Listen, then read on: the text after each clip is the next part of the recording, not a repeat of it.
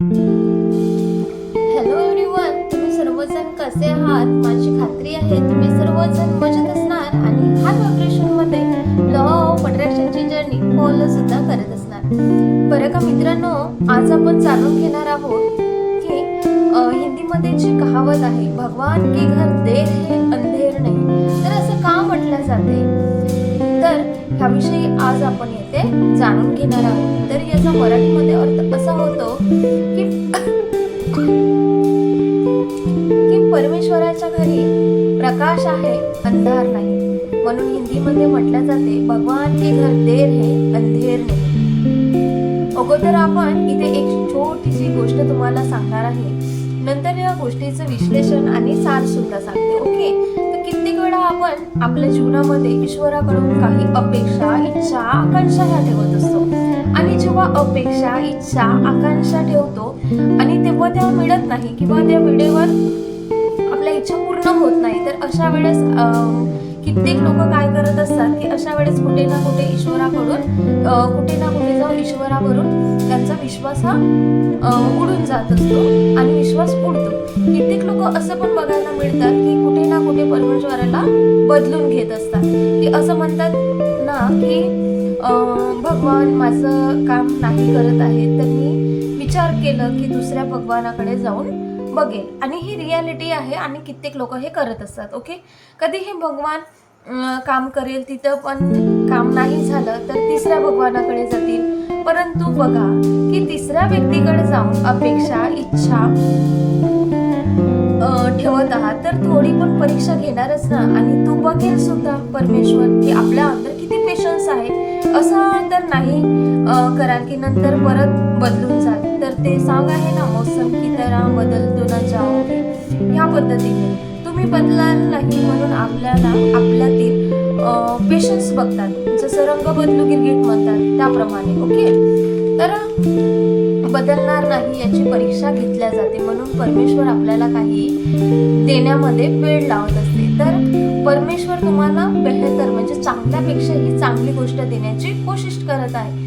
तो तुम्हाला बघत आहे की आपल्याला किती पेशन्स आहे, आपल्यामध्ये किती पेशन्स आहे. तर आणि सर्वात मोठी एक गोष्ट की जे बघितल्या जाते की त्या व्यक्तीला, ज्या व्यक्तीला दिल्या जात आहे तो वास्तवमध्ये त्या गोष्टीच्या लायक आहे की नाही आहे. परत एक छोटीशी गोष्ट सांगते यामध्ये की एक वेळ असं झालं, काय झालं की एक व्यक्तीचे एका कंपनीमध्ये जॉब करत होता. एक व्यक्ती एका कंपनीमध्ये जॉब करत होता. तर त्या व्यक्तीची रोजची आदत म्हणा, एक सवय होती. तो म्हणजे चांगल्या वृत्तीचा व्यक्ती होता.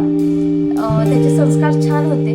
तर तो व्यक्ती जेव्हा पण घरी जात होता तर संध्याकाळच्या वेळेस काही बिस्किटचे पॉकेट सोबत घेऊन जात होता. तर जेवण वगैरे करायच्या अगोदर तो ते बिस्किटचे पॅकेट सोबत घेऊन जायचं. जेव्हा ड्युटीवरून जात असताना, जॉबवरून जात असताना संध्याकाळला तो बिस्किटचे पॉकेट्स घेऊन जायचा सोबत. आणि जेवण वगैरे केल्यानंतर किंवा जेवणच्या अगोदर ते बिस्किटाचे पॉकेट्स बाहेर काही कुत्रे राहायचे त्यांना ते द्यायचे. तर तिथे काय झालं, जेव्हा हे बिस्किट घेऊन जायचे पाकिट, बिस्किटच्या बाहेर काही कुत्रे किंवा एखादा कुत्रा किंवा त्याची एक कुत्रा म्हणजे होता आणि त्याचे काही पिल्ले होते, म्हणजे ते कुत्री आणि त्याची पिल्ले 5 ते 6 पिल्ले होते. तर त्यांना जाऊन ते बिस्किट खाऊ घालत होता तो व्यक्ती. तर त्याची रोजची ही सवय होती. आता काय झालं की एक दिवस तो व्यक्ती ऑफिसमधून घरी आला आणि सोबत येताना बिस्किटांनी विसरून गेला. आणि वेळ पण खूप झाला होता, 10:30 ते 11 वाजून गेले होते. तर रोज तो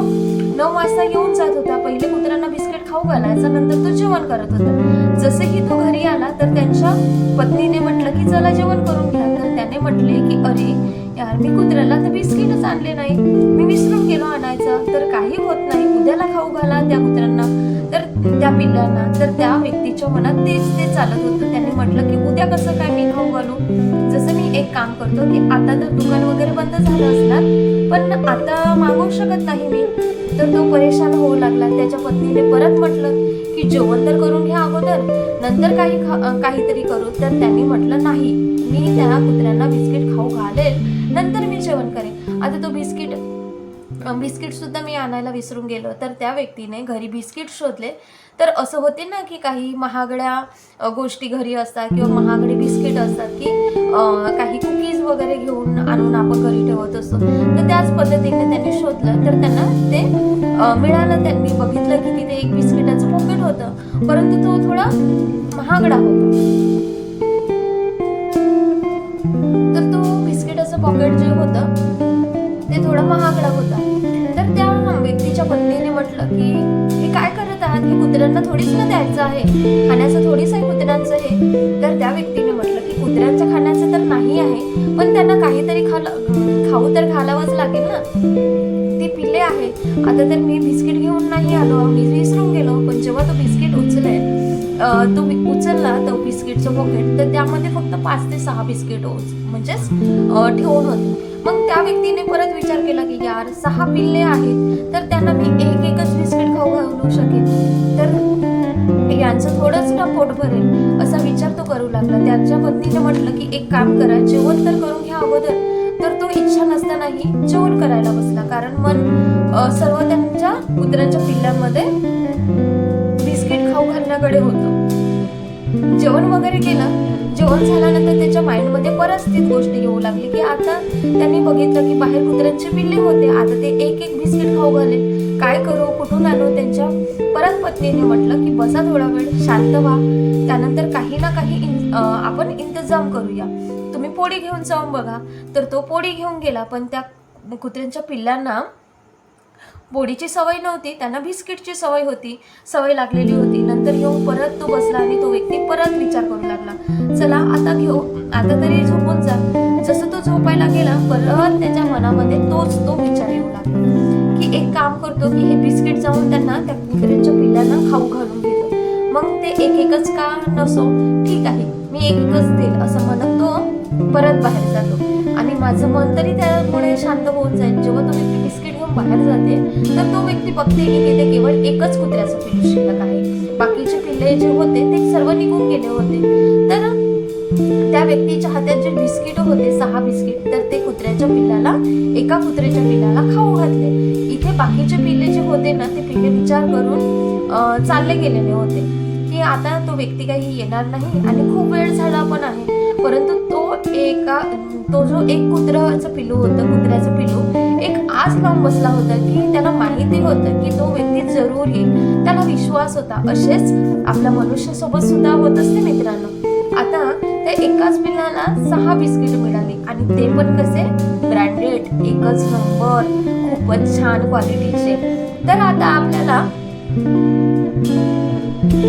आपल्याला समजलंच असणार की या गोष्टीचा म्हणजे कहाणीचं सार काय आहे. कित्येक वेळा काय होतं ना की आपल्या जीवनामध्ये काही गोष्टीबद्दल मिळायला खूप उशीर होते. आपल्याला वाटते की यार ही गोष्ट मिळायला खूप उशीर झाला, खूप जास्त टाइम झालाय, जॉब नाही, एखाद्याला जॉब हवी असेल तर तो म्हणणार की जॉब मिळत नाही आहे,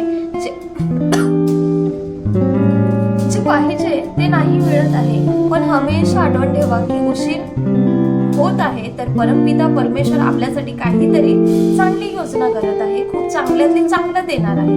पण आपल्याला त्या गोष्टीमध्ये विश्वास ठेवावा लागेल की होय, मला परमपिता परमेश्वरावर पूर्ण विश्वास आहे. खूप लोक काय करतात की खूप लवकर दुसऱ्या साईडने निघून जातात, आपला रस्ता जो आहे तो चेंज करतात.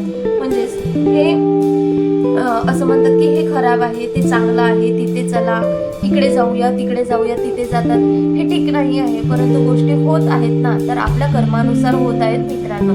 यामध्ये असं नाही आहे की कोणते भगवान म्हणतील की माझ्याकडे या, मी लवकर तुमची इच्छा पूर्ण करून देतो, माझ्याकडे या.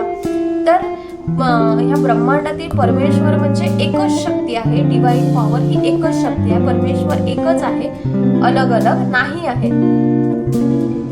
फक्त रस्ते अलग अलग आहेत आणि तो परमेश्वर एकच आहे. ओके. परंतु ज्या गोष्टी आपल्याला मिळतात ते कर्माच्या अनुसार मिळत असतात मित्रांनो. आणि कुठे ना कुठे परमेश्वर हे वाट बघायलाच लावत असतात, कारण आपल्यासाठी जे योजलेलं आहे ते योजना निश्चित रूपाने चांगल्यासाठीच बनवल्या गेलेल्या असतात. ते आपल्याला चांगल्यापेक्षाही चांगलं देत असतात. म्हणून काही गोष्टी आपल्याला मिळण्यासाठी उशीर लागत असतात. तर त्यासाठी आपल्याला परमेश्वरावर परिपूर्णपणे विश्वास ठेवावा लागतो, तेव्हाच त्या गोष्टी मिळतात की. आणि परीक्षा सुद्धा होत असते यामध्ये की जेव्हा आपण अध्यात्मामध्ये असतो, अध्यात्म म्हणजे स्पिरिच्युअलिटीमध्ये असतो, तेव्हा परीक्षा सुद्धा होत असते की आपण त्या लायक आहोत का, ते आपण डिझर्व करतो का. त्यासाठी थोडं पेशन्स आपल्याला ठेवावं लागते आणि परमेश्वरावर पूर्ण विश्वास ठेवावा लागते. ओके, तर कुठे ना कुठे परमेश्वर आपल्याला वाट बघायला लावत असते. तर निश्चित रूपाने माना की तुम्हाला खूप चांगलं आणि खूप चांगल्यातले चांगलं आणि बेहतर देणार आहे. म्हणून हमेशा परमेश्वरावर विश्वास ठेवा. म्हणून हिंदीमध्ये कहावत आहे, उसके घर देर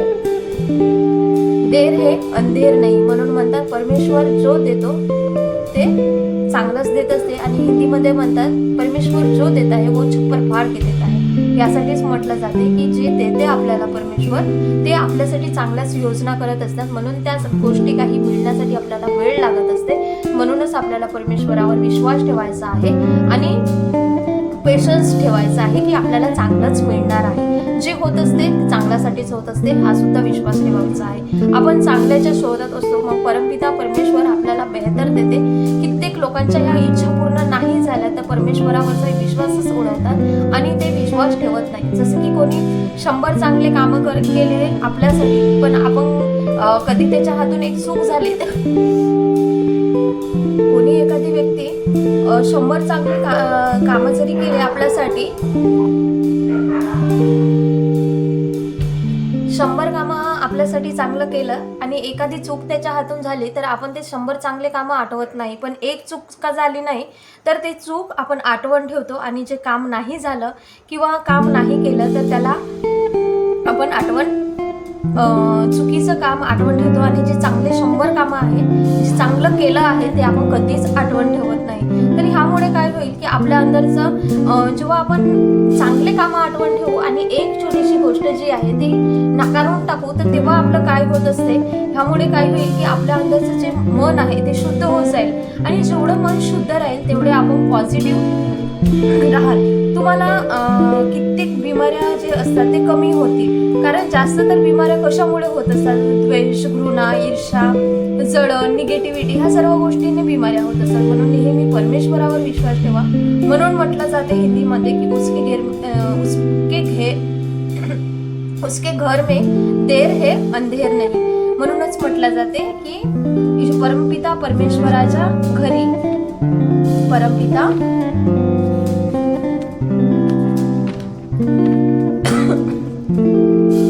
परमेश्वराच्या घरी प्रकाश आहे, अंधार नाही. म्हणून म्हटलं जाते की भगवान की घर देर है अंधेर नाही. म्हणून आपल्याला विश्वास ठेवायचा आहे, पेशन्स ठेवायचा आहे.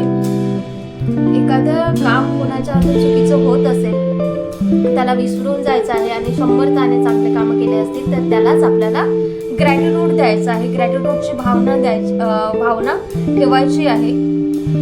चांगल्या गोष्टी आठवण ठेवायचं आहे आणि त्यासाठी ग्रॅटिट्यूडची भावना द्यायची आहे. एखादी चूक झाली म्हणून त्या चुकीला धरून बसायचं नाही आहे, तर क्षमा करून समोर जायचं आहे. त्यामुळे काय होईल की निगेटिव्हिटी रिलीज होणार आणि आपण पॉझिटिव्हिटीला इनहेल करत जाणार.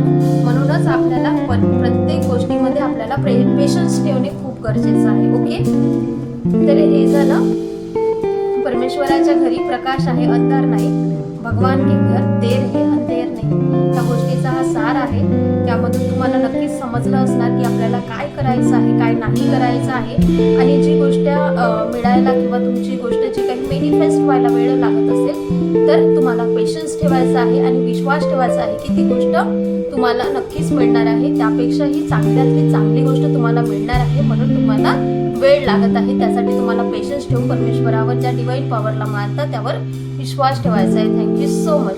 हा व्हिडिओ आवडला असेल व्हिडिओला लाईक, शेअर आणि चॅनलवर जर नवीन असाल तर जरूर चॅनलला सबस्क्राईब करा. Thank you so much. God bless you.